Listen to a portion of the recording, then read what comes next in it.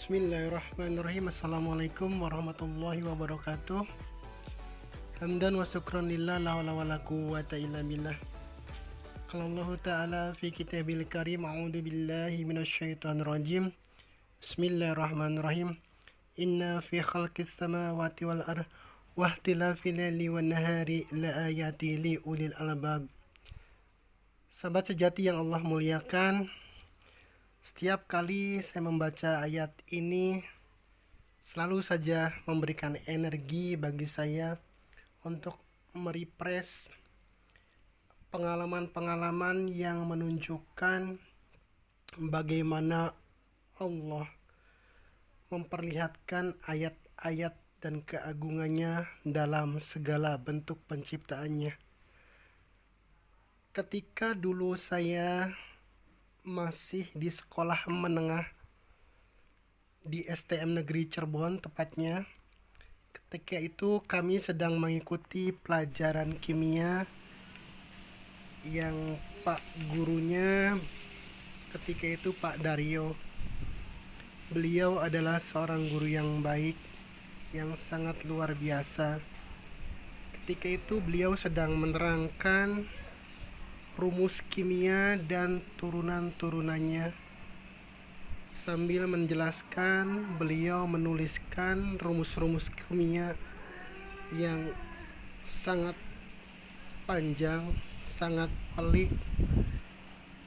Hingga kemudian ada satu momen Pak Daryo berhenti berkata-kata dan tangannya pun berhenti menuliskan turunan rumus kimia itu di papan tulis. Sejurus kemudian saya melihat ada buliran bening dari matanya. Beliau menitikkan air mata. Saat kemudian beliau mengatakan bahwa dengan sedemikian panjang rumus kimia dan turunannya ini membuktikan bahwa tidak mungkin rumus ini terjadi dengan sendirinya.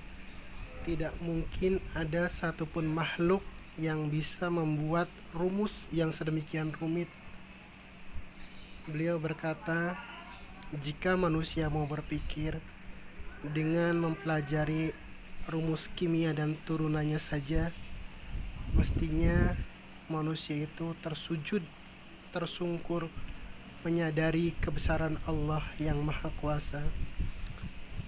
Sejenius apapun manusia, tidak mungkin dia bisa merumuskan turunan rumus kimia ini dengan sedemikian rupa. Karenanya dari sini beliau mengatakan dan meyakini bahwa rumus ini adalah karya Sang Maha Pencipta dan dialah Allah. Beliau menemukan Allah dengan mempelajari rumus-rumus kimia. Kemudian sekitar seminggu yang lalu saya pun mendapat pengalaman yang sangat berharga ketika saya sedang diterapi dan kemudian Pak Haji yang menterapi saya menjelaskan bagaimana proses yang terjadi di dalam tubuh kita, bagaimana organ-organ tubuh kita bekerja sedemikian rupa, dan hebatnya pekerjaan yang dilakukan oleh setiap organ tubuh kita itu memiliki jam biologis masing-masing. Kapan saatnya kita mengantuk, kapan saatnya kita terjaga, kapan saatnya kita lapar, kapan saatnya kita berpikir, kapan saatnya memori yang kita terima itu disimpan dalam memori jangka pendek dan jangka panjang, kapan kemudian sel-sel tubuh kita meregenerasi sel-sel yang rusak, kapan kemudian tubuh kita membuang racun, kapan tubuh kita harus rehat dan lain sebagainya. Semua tertata, semua teratur, semua terstruktur, semua terorganisasi, dan tidak mungkin hal yang sedemikian rumit itu berjalan dan bekerja dengan sendirinya. Pasti sudah didesain, pasti sudah diprogram, pasti sudah diatur, dan tidak mungkin yang mengatur itu adalah manusia atau makhluk apapun. Dan dari situlah kemudian kita menyadari bahwa dalam diri kita pun ada sebuah laboratorium besar yang jika kita mau tafakur, yang jika kita mau berpikir, pasti kita menemukan bahwa adanya kemahakuasaan dari Allah Subhanahu wa taala. Tidak mungkin jantung kita berdetak dengan sendirinya. Tidak mungkin otak kita berpikir bergerak 70.000 kali dalam sehari semalam tanpa ada yang mengatur. Tidak mungkin jantung kita memompa darah dengan volume, dengan kecepatan, dan dengan ritme yang sedemikian rupa dengan sendirinya. Kemudian tidak mungkin saraf-saraf kita bekerja tanpa ada program, tanpa ada yang mengatur, tanpa ada yang menguasai, tanpa ada yang memerintahkan. Kemudian bagaimana mata kita berkejap, bagaimana napas kita keluar masuk. Dari situ saja mestinya kita meyakini dan menyadari bahwa di situ ada Allah, ada ilmu Allah, ada af'al Allah, ada kekuasaan Allah yang mengatur kita dan kehidupan kita. Jadi kalau kemudian ada orang yang masih mempertanyakan Allah, sangat muskil, karena dalam dirinya pun terdapat tanda-tanda kekuasaan Allah yang luar biasa dan tanpa batas.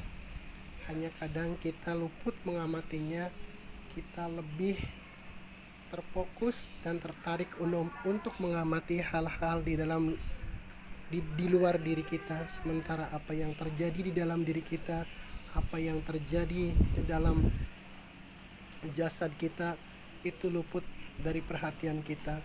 Kita mencari Allah kemana-mana, kita mencari dan berdebat tentang Allah yang tiada habis-habisnya, padahal dengan menyadari apa yang terjadi dalam diri kita pun seharusnya kita sudah bisa menemukan dan meyakini bahwa Allah Maha berkuasa atas segala sesuatu. Jika kemudian ada yang merasa bisa berkuasa atas dirinya, sehebat apapun kekuasaannya, dia tidak mungkin bisa menahan kejapan matanya. Kemudian kalaupun dia seorang raja yang kekuasaannya tidak terbatas, tidak mungkin dia bisa menghalangi datangnya kematian. Kemudian betapapun harta dan kekuasaannya yang tiada terkira, tetap saja jantungnya tidak bisa dibeli di tempat lain, hatinya juga tidak bisa diproduksi oleh pabrik manapun, bola matanya tidak ada suku cadang yang bisa membuatnya. Semuanya adalah grand design dari Allah.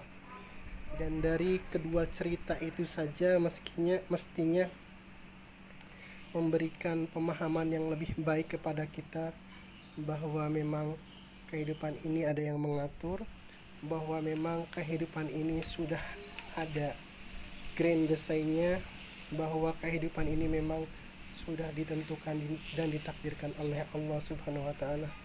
Maka jika sampai saat ini kita masih ragu, masih tidak yakin, dan masih mempertanyakan Allah itu apa dan di mana, segeralah kembali ke dalam diri kita, karena di dalam laboratorium diri kita itulah kita bisa menemukan dan melihat kebesaran Allah yang tiada terkira. Itu saja yang dapat saya sampaikan. Semoga hal ini semakin meyakinkan kita, khususnya meyakinkan saya, bahwa memang Allah itu ada. Billahi taufiq wal hidayah. Wassalamualaikum warahmatullahi wabarakatuh.